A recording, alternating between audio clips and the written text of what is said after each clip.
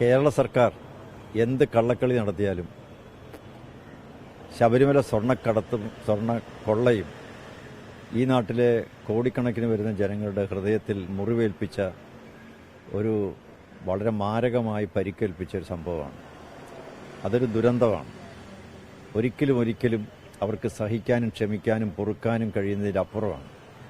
അതുകൊണ്ട് ഇനി വേറെന്തെങ്കിലും കൊണ്ട് മറച്ചു പിടിച്ച് ശ്രദ്ധ മാറ്റി അതിൽ നിന്നും രക്ഷപ്പെടാനൊന്നും വ്യാമോഹിക്കേണ്ട.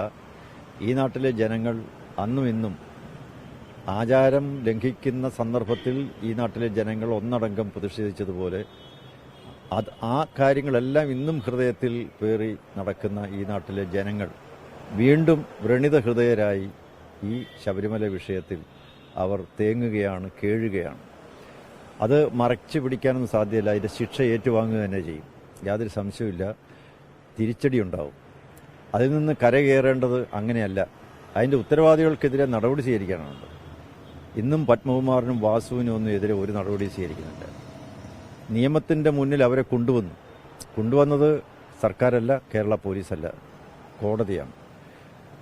കേരള സർക്കാർ കൊള്ള നടത്തിയവർക്കെതിരെ ഒരു നടപടി സ്വീകരിച്ചിട്ടില്ല. അങ്ങനെ കൊള്ളക്കാർ ഇപ്പോൾ നിയമത്തിൻ്റെ മുൻകാരായി ജയിലിൽ കിടക്കുന്നതിൻ്റെ കാരണം എന്ത് എന്ന് ചോദിച്ചാൽ അതുമായി ഒരു ഉത്തരവാദിത്വവും ഈ കേരള സർക്കാരിനില്ല.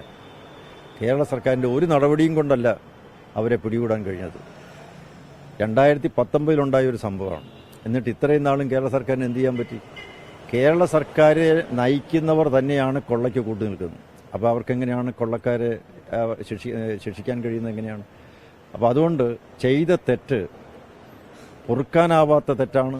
അതുതന്നെയല്ല, അക്ഷന്തവ്യമായ അപരാധമാണ്.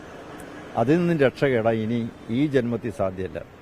അതൊരു പത്മകുമാറും ഒരു വാസുവും മാത്രമല്ല, ഇവിടുത്തെ CPM-ന്റെ സമുന്നതരായ നേതാക്കന്മാരെല്ലാവർക്കും ഇതിൽ പങ്കുണ്ട്. ഈ അയ്യപ്പ സംഗമം നടത്തിയത് തന്നെ വാസ്തവത്തിൽ ഇതൊക്കെ മറച്ചുപിടിക്കാനാണ്. 2019 മുതൽ ഇക്കാര്യം ഇവിടുത്തെ CPM നേതാക്കൾക്ക് വളരെ നന്നായിട്ടറിയാം. അന്ന് ദേവസ്വം മന്ത്രിമാരായിരുന്നവർക്ക്, ദേവസ്വം ബോർഡിന്റെ പ്രസിഡന്റായിരുന്നവർക്ക്, അവർക്കെല്ലാവർക്കും ഇത് വളരെ നന്നായിട്ടറിയാം. അത് മറച്ചുപിടിച്ച് ഇങ്ങനെ ഉന്തിത്തള്ളി കൊണ്ടുപോയി ഈ തെരഞ്ഞെടുപ്പിന് മുമ്പ് ഒന്ന് വെള്ളപൂശി ഈ കുറ്റവാളികളായിട്ടുള്ള നേതാക്കന്മാരെ ഒന്ന് രക്ഷപ്പെടുത്താൻ മാത്രമാണ് അയ്യപ്പ സംഗമം നടത്തിയത്. ശ്രദ്ധ മാറ്റാനാണ്. പക്ഷെ അതുകൊണ്ടൊന്നും സംഗതി രക്ഷപ്പെടില്ല. ഈ രാഹുൽ കുറ്റക്കാരനാണ്. അദ്ദേഹം നടത്തിയ നീചമായ നിന്ദ്യമായ പ്രവൃത്തി ഒരിക്കലും ആർക്കും അത് സഹിക്കാൻ പറ്റില്ല. കാരണം ഈ നാട്ടിൽ ആദർശ രാഷ്ട്രീയം ഉയർത്തിപ്പിടിക്കുന്ന ഒരാൾ പോലും അത് അംഗീകരിച്ചു കൊടുക്കില്ല. കോൺഗ്രസിനിപ്പോൾ ആദർശ രാഷ്ട്രീയമില്ല, CPM-നുമില്ല. CPM-നും ആദർശ രാഷ്ട്രീയമല്ല. അവർക്ക് തത്വാധിഷ്ഠിത രാഷ്ട്രീയമില്ല, മൂല്യാധിഷ്ഠിത രാഷ്ട്രീയമല്ല. അവരുടെ രാഷ്ട്രീയം ഒരിക്കലും സർഗാത്മകമല്ല, ആദർശ അധിഷ്ഠിതവുമല്ല. അവർക്ക് കൊള്ളക്കാരെയും കവർച്ചക്കാരെയും അഴിമതിക്കാരെയും സംരക്ഷിക്കുക എന്നുള്ളതാണ്. കാരണം അഴിമതിക്കാരെ കൊണ്ടും കൊള്ളക്കാരെ കൊണ്ടും പാർട്ടിക്ക് പ്രയോജനമുണ്ടായി, പാർട്ടിക്ക് ധനലാഭം ഉണ്ടാക്കിയിട്ടുണ്ട്. അതുകൊണ്ട് അതിന് കൂട്ടു നിൽക്കുകയാണ്.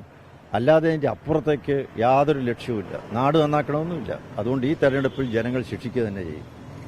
മാത്രവുമല്ല, ഈ കേസ് അട്ടിമറിക്കാൻ അയ്യപ്പ സംഗമം നടത്തിയ സന്ദർഭത്തിൽ ശ്രമിച്ചിട്ടുണ്ട്. കാരണം എന്തിനാണ് അവർ പമ്പ പോലീസ് സ്റ്റേഷനിൽ പരാതി കൊടുത്തത്? ദേവസ്വം ബോർഡിനെ കൊണ്ട് പരാതി കൊടുപ്പിച്ചത് എന്തിനാണ്?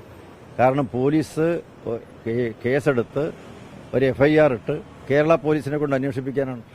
അത് കോടതിക്ക് വളരെ വ്യക്തമായിട്ട് മനസ്സിലായി. അതുകൊണ്ടാണ് സ്പെഷ്യൽ ഇൻവെസ്റ്റിഗേഷൻ ടീമിനെ നിയോഗിച്ചു, SITയെ നിയോഗിച്ചു. FIR ഇടുന്നതിന് മുമ്പ് തന്നെ സംഗതി ഇവിടെ റെഡിയാക്കി. അതുകൊണ്ട് കേസ് അട്ടിമറിക്കാൻ ആദ്യം തന്നെ നടത്തിയ സമയം ദയനീയമായി പരാജയപ്പെട്ടു. ഇനിയും ഇത് സ്വർണ്ണക്കൊള്ള കേസ് പരാജയപ്പെടുത്താൻ വേണ്ടിയുള്ള ശ്രമമാണ് കേരള ഗവൺമെന്റ് ചെയ്തുകൊണ്ടിരിക്കുന്നത്, CPM ചെയ്തുകൊണ്ടിരിക്കുന്നത്. പരാജയപ്പെടുത്താനാണ്. അതുകൊണ്ടാണ് നടപടി സ്വീകരിക്കാത്തത്. CPM-ന്റെ നേതാക്കന്മാർക്കെതിരെ നടപടി സ്വീകരിക്കേണ്ടത്. ഇവരെന്തിനാണ് KM മാണിക്കെതിരായിട്ട് ഇവിടെ നിയമസഭയിൽ ഇത്ര വലിയ കോലാഹലം ഉണ്ടാക്കിയത്? എത്ര ലക്ഷക്കണക്കിന് രൂപയുടെ സാധനങ്ങൾ നശിപ്പിച്ചു. അദ്ദേഹം കുറ്റാരോപിതനല്ലായിരുന്നു, ഉമ്മൻചാണ്ടി കുറ്റാരോപിതനല്ലായിരുന്നു. എന്തുകൊണ്ടാണ് അവർക്കൊക്കെ എതിരെ വലിയ പ്രക്ഷോഭങ്ങളും ഹർത്താലും ധർണയും ഇവിടെ ബന്ധും വരെ നടത്തിയവരാ? അപ്പോൾ ഇപ്പോൾ പത്മകുമാർ കുറ്റാരോപിതൻ മാത്രമാണെന്ന് പറയുന്നതിൽ എന്താ അർത്ഥം? വളരെ ഗൗരവമേറിയ, നാടിന്റെ മനസാക്ഷ്യം മുഴുവൻ ഞെട്ടിച്ച, കോടിക്കണക്കിന് ഭക്തജനങ്ങളുടെ വികാരങ്ങളെ വ്രണപ്പെടുത്തിയ ഒരു വലിയ സംഭവം, ദുരന്തമുണ്ടായപ്പോൾ വാസ്തവത്തിൽ കുറ്റാരോപിതൻ എന്ന് പറഞ്ഞാൽ അവരെ രക്ഷപ്പെടുത്താനല്ലേ ശ്രമിക്കുന്നു. പത്മകുമാറിനെയും വാസുവിനെയും പോലെയുള്ളവരെ രക്ഷപ്പെടുത്താനും ഇനി ആരെയും അറസ്റ്റ് ചെയ്യാതിരിക്കാൻ ഒരു CPM നേതാവിനെ പോലും അറസ്റ്റ് ചെയ്യാതിരിക്കാനും വേണ്ടിയിട്ടല്ലേ ശ്രമിക്കുന്നു. അതുകൊണ്ട് രാഹുൽ മാങ്കൂട്ടത്തിൻ്റെ ഇന്നത്തെ ഈ വിഷയം എടുത്തിട്ട് അലക്കി ഈ സ്വർണ്ണക്കൊള്ളയിൽ നിന്ന് ശ്രദ്ധ തിരിക്കാമെന്നുള്ള വ്യാമോഹം മാത്രമാണ്. രാഹുലിനെതിരെ നടപടി അന്നേ സ്വീകരിക്കാവുന്നതാണ്. ഈ വക കാര്യങ്ങളെല്ലാം അന്ന് പോലീസിനറിയാം. പോലീസിന് ആരാണ് ഈ കാര്യത്തിൽ വാദി, അതിജീവിത ആരാണ് അറിയാം. അവിടെ പോയി സാഹചര്യ തെളിവുകൾ മനസ്സിലാക്കി മൊഴികൾ രേഖപ്പെടുത്തേണ്ടതായിരുന്നു.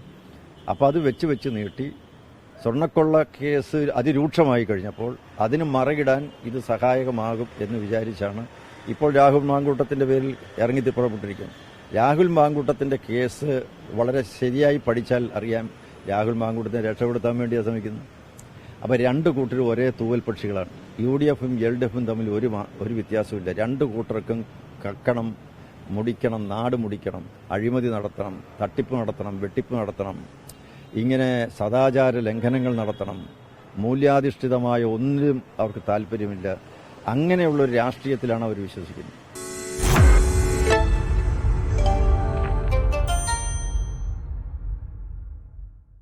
ലോകത്തെവിടെയായാലും ഏത് സമയത്തും 24 വാർത്തകളും ഓഗ്മെന്റഡ് റിയാലിറ്റി പാക്കേജുകളും എക്സ്പ്ലെയിനറുകളും വിശദമായി കാണാൻ ഞങ്ങളുടെ YouTube ചാനൽ നിങ്ങൾക്ക് സബ്സ്ക്രൈബ് ചെയ്യാം.